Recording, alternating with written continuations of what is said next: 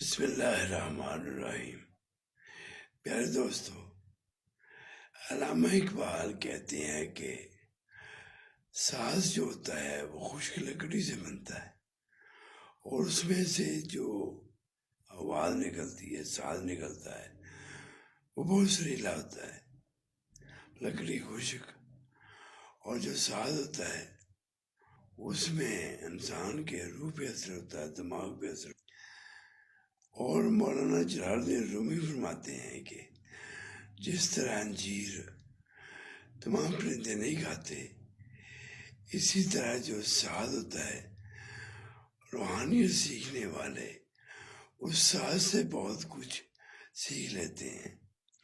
یہ انسان کی روح دماغ پہ منحصر ہے کہ اس کا دماغ ذہن کس طرف ہے۔